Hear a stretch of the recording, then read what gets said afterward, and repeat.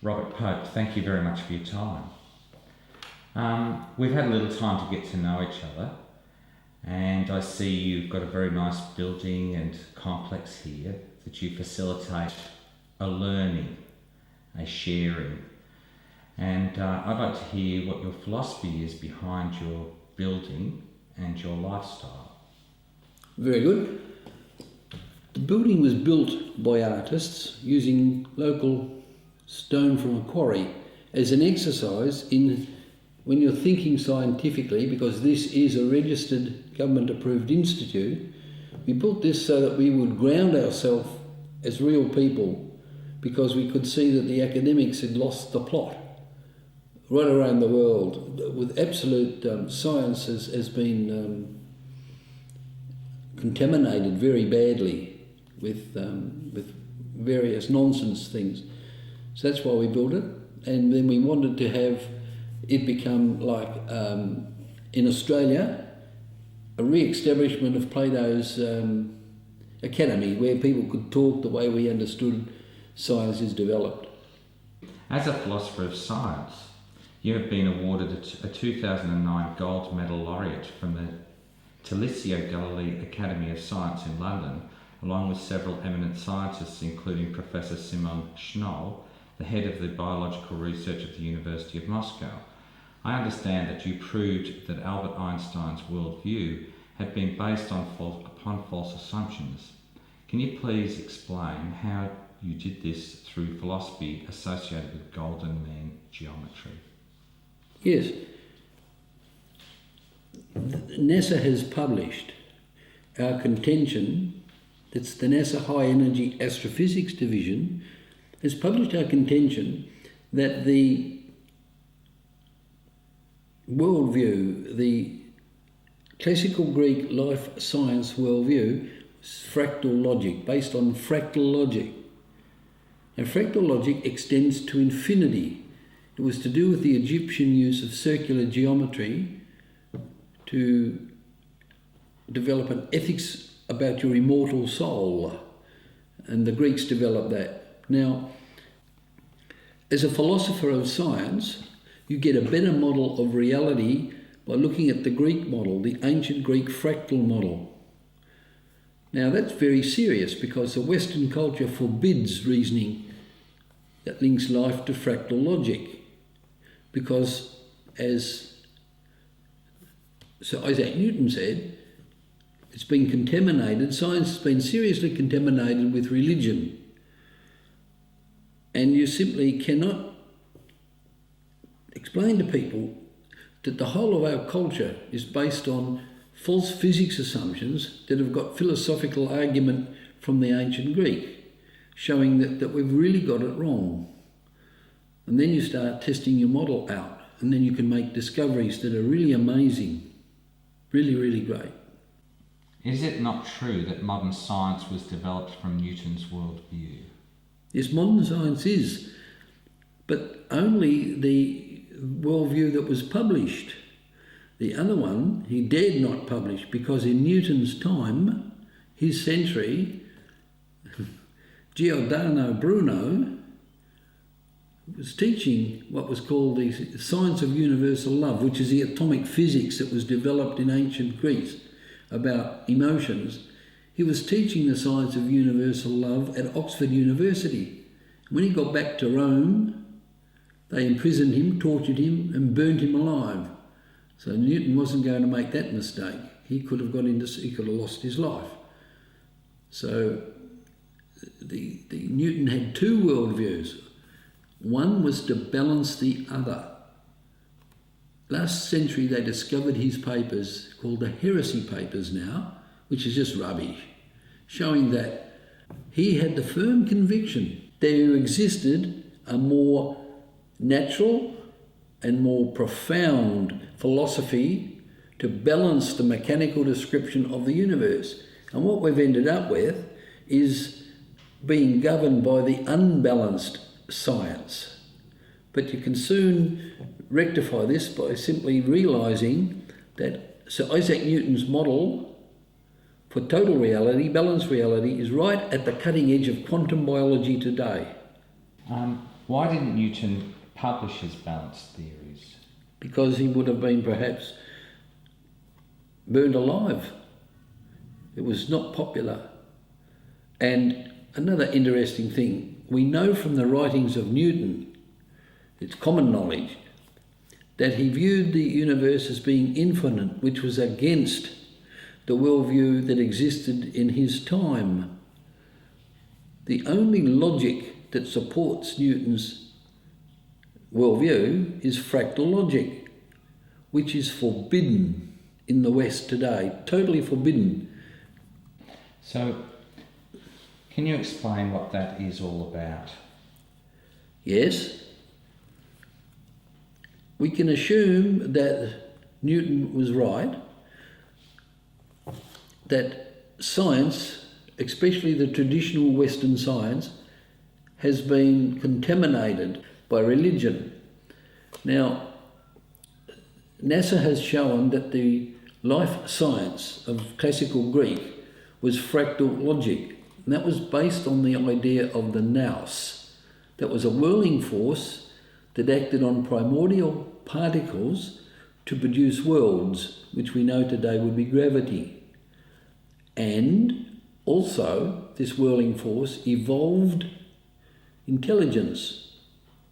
Now, it is almost a godlike concept, but the forces were held by the ancient Greek to come into our part of the universe and then depart when the creation was finished, leaving good and evil to be looked upon by ourselves, a human race, to decide if we wanted to become part of the universe, almost become godlike. And that was a physics. And of course, the church wouldn't tolerate that for very long at all.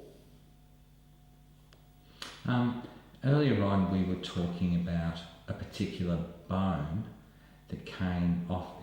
In the human body, it comes the off. Sphenoid bone. The sphenoid bone. Would you like to tell us a little bit about it and its golden mean? Yes. When in 1979, I was talking to Professor Kan Huang, that's China's greatest physicist, the most highly awarded physicist in China, who really had a bone to pick with Albert Einstein. He said he wouldn't listen to anything. He even said to me, "How are you going to get anyone to listen?" Well, here I am. The delegation of Chinese people there, it was very strange. I was drinking a little too much. And my answer back, how do you know we're going to do it in Australia, was simply, in Australia we fix everything up with fencing wire. And I got a terrific whack on the back from Kan Huang. And he started talking to the Chinese very quickly, and they all stood up at the delegation and they bowed to me. And what he said to them was, "Here is an Australian barefoot philosopher." And he was referring, and we know now from memoirs written by his colleagues, that they were on the Long March with Mao, and it was very difficult. Kan Huang was upset when they were shooting Chinese prisoners on the other side, and they had little signs written on them. And this man said, "I die a brave man." He was very emotional, as you could imagine in his writing about these times, because if he'd have said too much, he would have got shot. So he felt very deeply, and we got into a very deep discussion about how we could work out where we were going to go into the future. So Kan Huang said to me, look, he knew all about the golden mean from Egypt, the transfer of the knowledge in ethics to the Greek politics, etc. And he said, if you look at the fossil record, you'll see there's changes in the golden mean structure in the fossil record, especially in seashells. And if you examine and observe that change, you can work out the nature of the physics laws, the new physics laws guiding healthy biological growth and development through space-time. And that's how we won a big award for this. Our work was published 10 years later. by the world's leading research institute in Washington, the world's largest one, I should say. It was IIII Spy Milestone Series, as for discovering the new physics laws that Kun Huang suggested existed. We were able to do that by making a formula of the music of the spheres from ancient Greece, which generated the image of a living seashell, which we lowered the formula, which was fractal. In my opinion, it was fractal. That was a very serious thing to say, because you're not allowed in the West to link the life to fractal. And I was adamant about this. So, and we made huge discoveries from this point of view. We lowered the mathematical formula by an octave, say an octave of music, and we got the fossil ancestor. Then we lowered it by less than an octave, say, and we picked up a very strange looking primitive creature which was kept upright in the water by its design as it floated along, ensnaring food.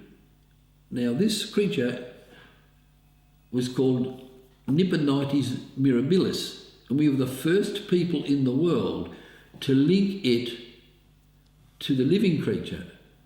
That's how we worked out the physics principles that were guiding evolution. Now, instead of looking at the future for 20 million years ahead through fossil record, we have a more interesting program now. The first bone created in the embryo is called the sphenoid bone. And we know the optics that it vibrates under. It's an incredible world. It's a whole new world of thinking. Indeed, it's about life, the forces of life. And it's the same, it reacts to the same forces that the seashell exhibits. So, when you look at the sphenoid bone, it is at the top of the spine and it vibrates to the seashell design of the ear.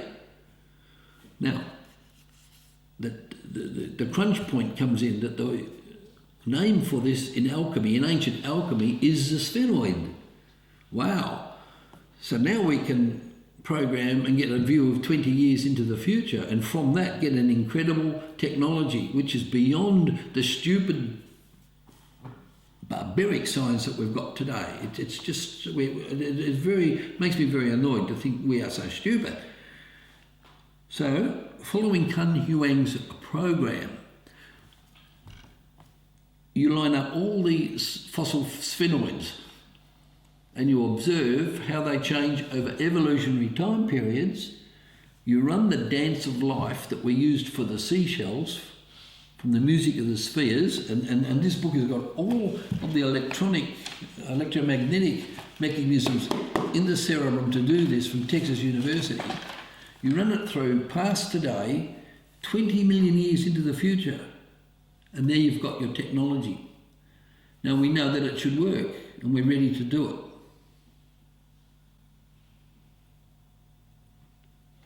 So you were saying though that besides the bone having a phi ratio and relating to the ears, you were saying something about at right angles. You're into some pretty deep physics. You're talking at force field considerations that was put into the mathematics.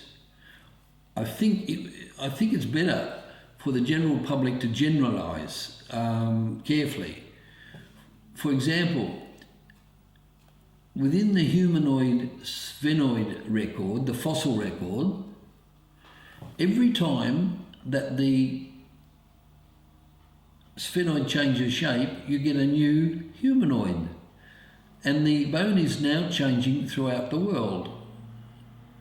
So it's very exciting times. If you look at the ancient classical Greek life science, it is about loving children, the grandchildren, and inheriting from that love incredible future.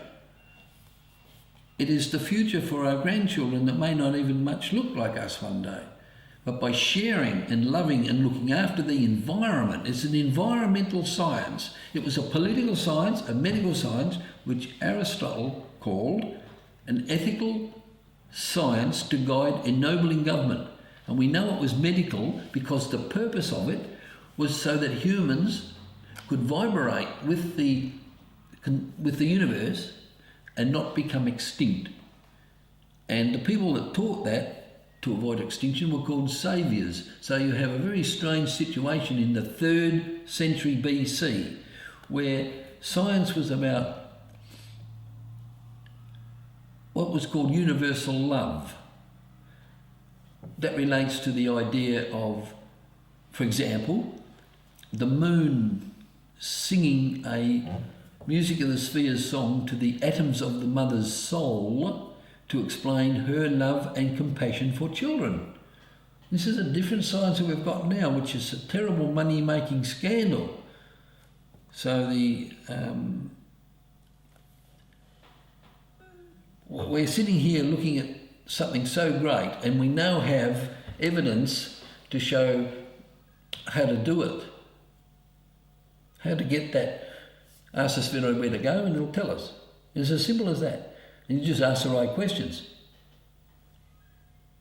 So in your time, you've met a few different sacred geometrists or mathematician researchers that label themselves as sacred geometrists.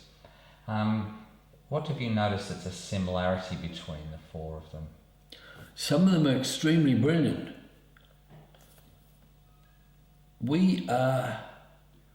I am, and my research centre is interested in technology from it, not dancing in the sunshine. We want that technology.